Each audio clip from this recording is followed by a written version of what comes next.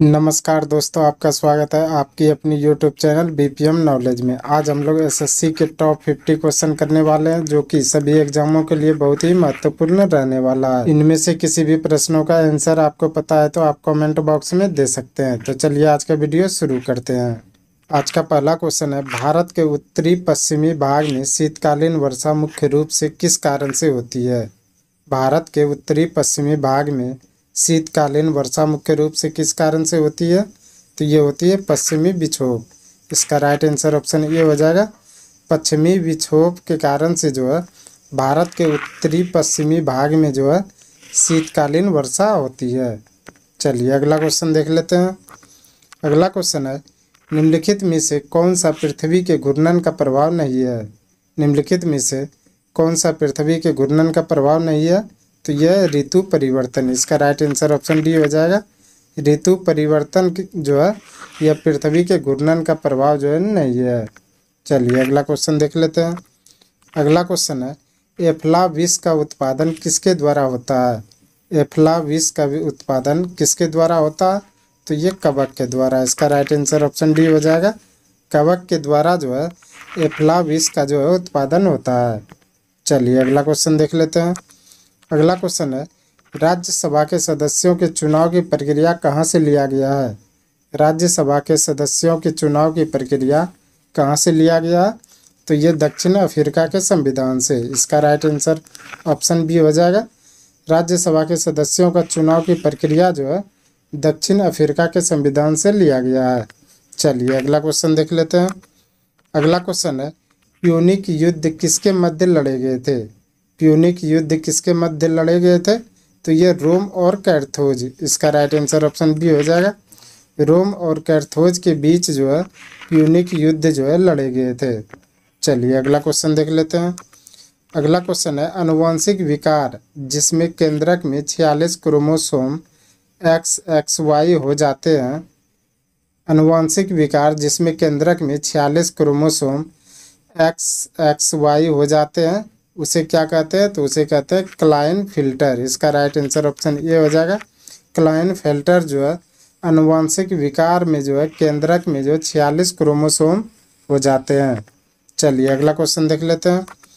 अगला क्वेश्चन है, निम्नलिखित में से कौन सा मुख्यमंत्री के विषय में सही नहीं है? निम्नलिखित में से कौन सा मुख्यमंत्री के विषय में सही नहीं है? तो ये राज्य मानवाधिकार आयोग का अध्यक्ष। इसका राइट आंसर ऑप्शन डी हो जाएगा। राज्य मानवाधिकार आयोग का अध्यक्ष जो है यह मुख्यमंत्री के जो है विषय में नहीं है। चलिए अगला क्वेश्चन देख लेते हैं। अगला क्वेश्चन है, जेम्स टॉबिन के द्वारा पहली बार टॉबिन टैक्स निम्न में से किस लेन देन पर लगाया जाता था? जेम्स टॉबिन के द्वारा पहली बार टॉबिन टैक्स निम्न में से किस लेन देन पर लगाया जाता था? तो यह करेंसी के लेन देन पर। इसका राइट आंसर ऑप्शन बी हो जाएगा। करेंसी के लेन देन पर जो है जेम्स टॉबिन द्वारा जो है पहली बार टॉबिन टैक्स जो है लगाया गया था। चलिए अगला क्वेश्चन देख लेते हैं। अगला क्वेश्चन है, मुगल दरबार में प्रमुख चित्रकार कौन था जिसने नेतृत्व में अकबर ने चित्रकला का एक पृथक विभाग स्थापित किया? मुगल दरबार में प्रमुख चित्रकार कौन था जिसके नेतृत्व में जो है अकबर ने चित्रकला का एक पृथक विभाग जो है स्थापित किया था? तो यह था अब्दुस समद। इसका राइट आंसर ऑप्शन ए हो जाएगा। अब्दुस समद के जो है नेतृत्व में जो है अकबर ने जो है चित्रकला का जो है एक पृथक विभाग जो है स्थापित किया था। चलिए अगला क्वेश्चन देख लेते हैं। अगला क्वेश्चन है, कृषि का काटो और जलाओ प्रतिरूप भारत के किस प्रदेश में प्रचलित है? कृषि का काटो और जलाओ प्रतिरूप जो है भारत के किस प्रदेश में प्रचलित है? तो यह उत्तर पूर्व राज्य प्रदेश में। इसका राइट आंसर ऑप्शन डी हो जाएगा। उत्तर पूर्वी राज्य प्रदेश में जो है कृषि का काटो और जलाओ प्रतिरूप जो है प्रचलित है। चलिए अगला क्वेश्चन देख लेते हैं। अगला क्वेश्चन है, भारत में इस्पात उद्योग को निम्नलिखित में से किसके आयात की अपेक्षा होती है? भारत में इस्पात उद्योग को निम्नलिखित में से किसके आयात की अपेक्षा होती है? तो ये होती है कोकिंग कोयला। इसका राइट आंसर ऑप्शन सी हो जाएगा। कोकिंग कोयला जो है यह भारत में इस्पात उद्योग में जो है आयात का जो है अपेक्षा रखता है। चलिए अगला क्वेश्चन देख लेते हैं। अगला क्वेश्चन है, निम्नलिखित में से कौन सा प्रत्यक्ष कर का उदाहरण नहीं है? निम्न में से कौन सा प्रत्यक्ष कर का उदाहरण नहीं है? तो यह वस्तु और सेवाओं पर कर। इसका राइट आंसर ऑप्शन डी हो जाएगा। वस्तु और सेवाओं पर कर जो है यह प्रत्यक्ष कर का जो है उदाहरण नहीं है। चलिए अगला क्वेश्चन देख लेते हैं। अगला क्वेश्चन है, संस्कृत और शिक्षा का अधिकार किस अनुच्छेद में वर्णित है? संस्कृत और शिक्षा का अधिकार किस अनुच्छेद में वर्णित है?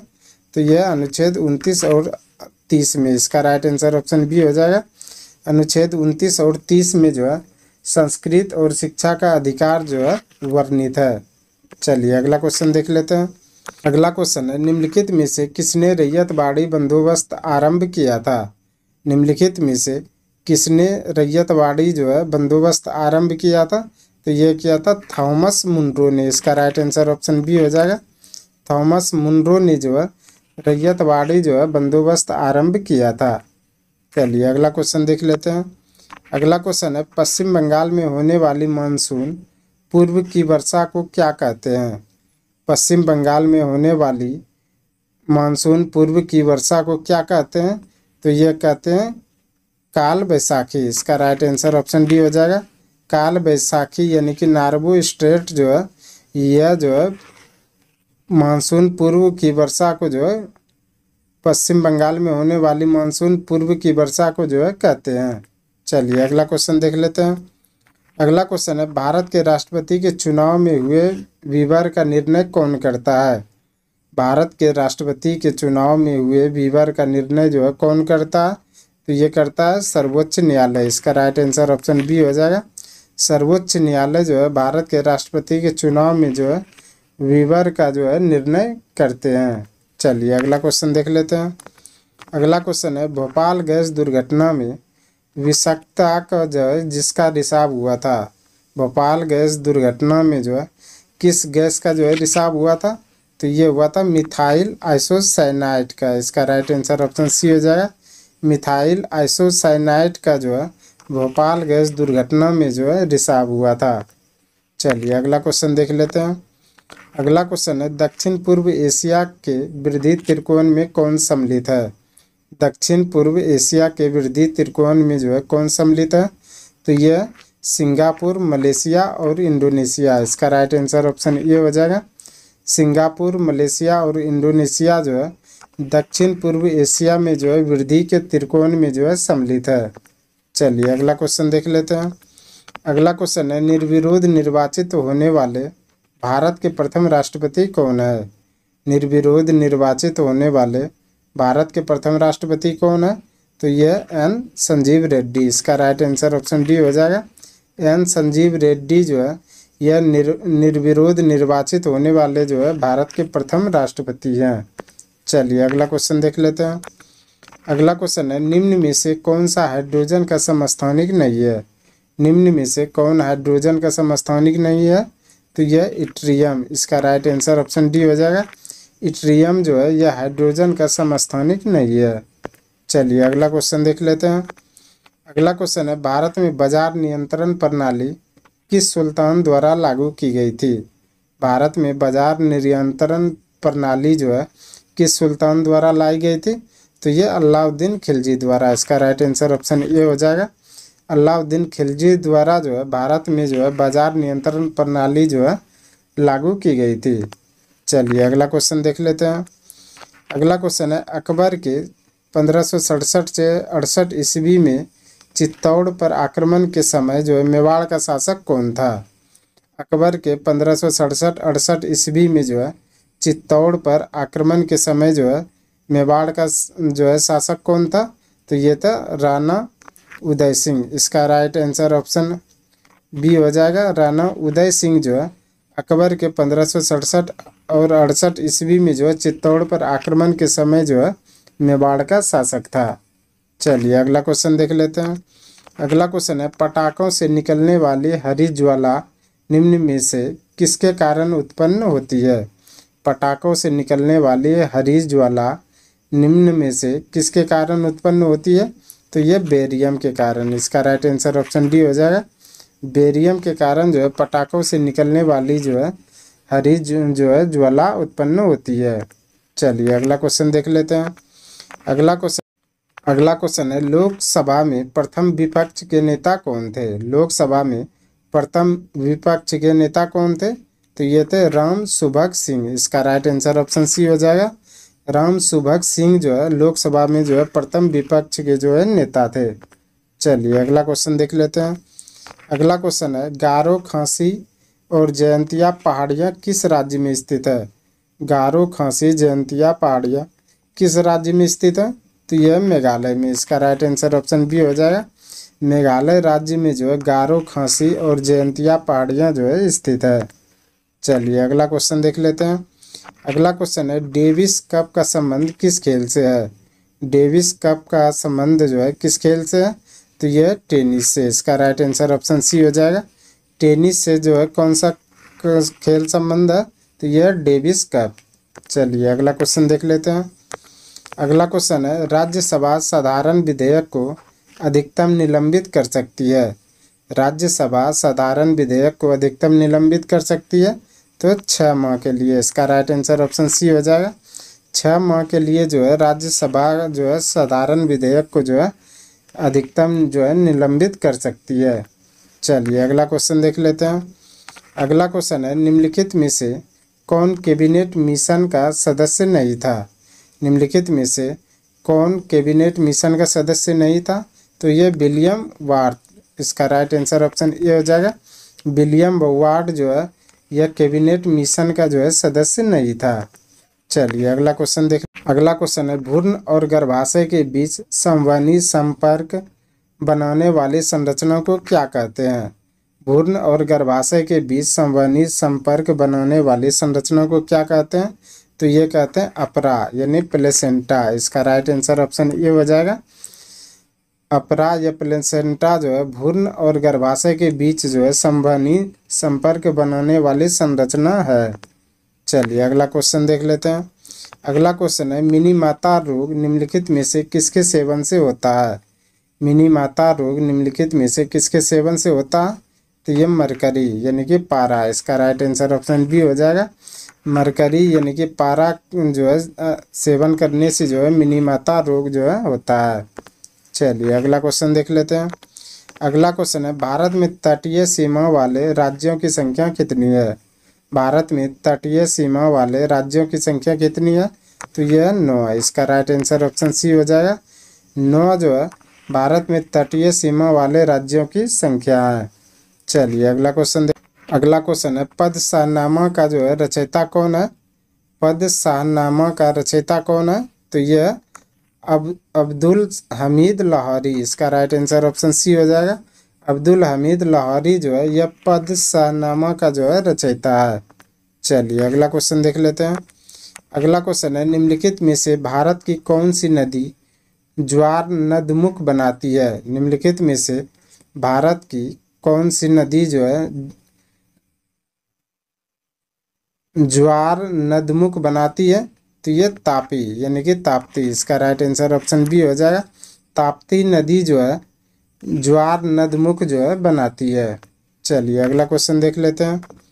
अगला क्वेश्चन है, गांधी सागर बांध निम्नलिखित में से किसका हिस्सा है?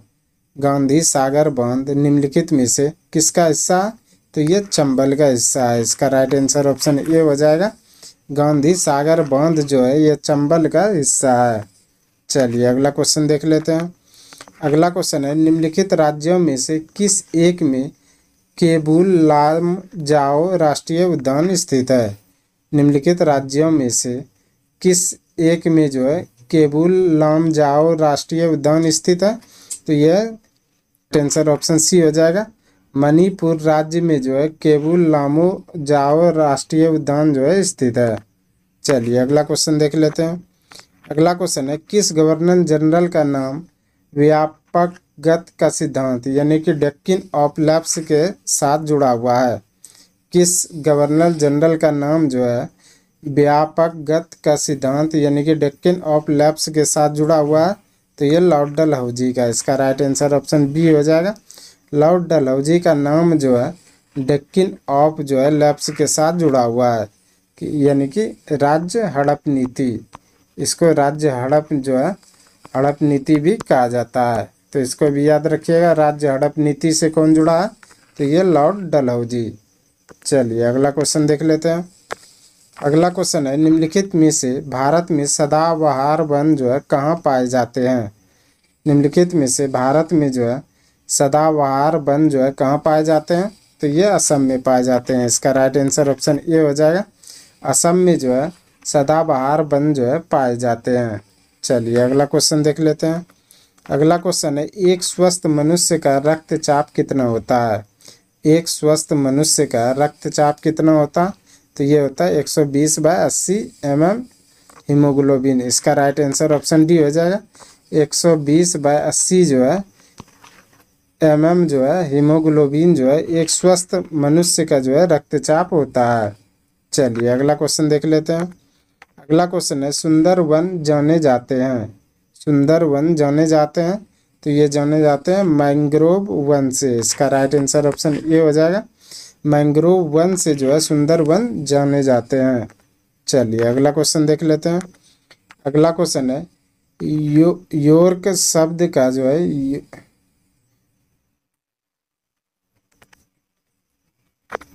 अगला क्वेश्चन है, योर्कर शब्द का प्रयोग जो है किस खेल में किया जाता है? योर्कर शब्द का प्रयोग जो है किस खेल में किया जाता है? तो ये किया जाता है क्रिकेट में। इसका राइट आंसर ऑप्शन ए हो जाएगा। क्रिकेट में जो है योर्कर शब्द का जो है प्रयोग किया जाता है। चलिए अगला क्वेश्चन देख लेते हैं। अगला क्वेश्चन है, भारत का कौन सा राज्य नौका दौड़ के लिए प्रसिद्ध है? भारत का कौन सा राज्य नौका दौड़ के लिए जो प्रसिद्ध है? तो यह केरल। इसका राइट आंसर ऑप्शन ए हो जाएगा। केरल राज्य जो है यह नौका दौड़ के लिए जो है प्रसिद्ध है। चलिए अगला क्वेश्चन देख लेते हैं। अगला क्वेश्चन है, भारत का वह राज्य जहां विश्व का थोरियम का विशाल भंडार है।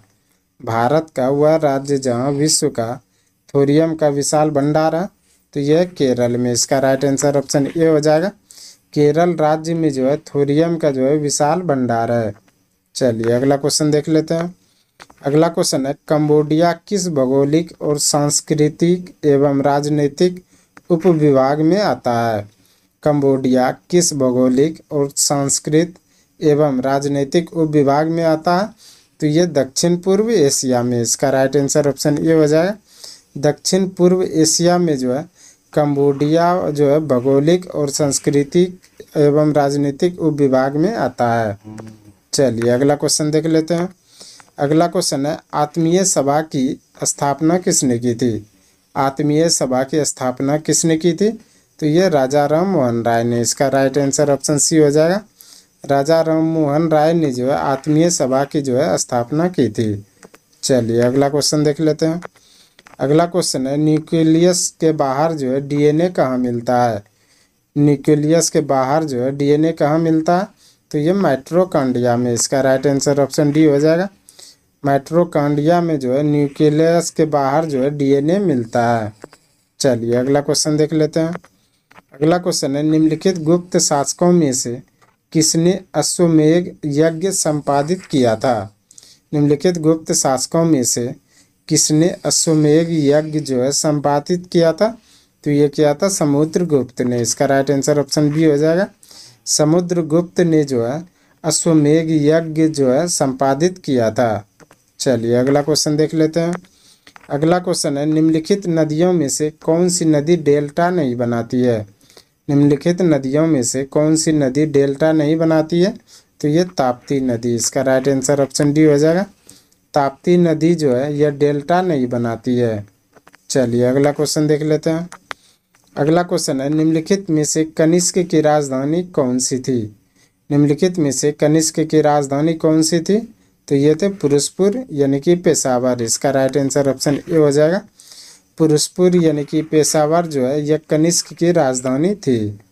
चलिए अगला क्वेश्चन देख लेते हैं। अगला क्वेश्चन है, अंतर्राष्ट्रीय श्रम संगठन का मुख्यालय कहाँ स्थित है?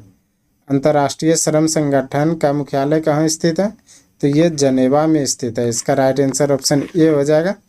जनेवा में जो है अंतर्राष्ट्रीय श्रम संगठन का जो है मुख्यालय स्थित है।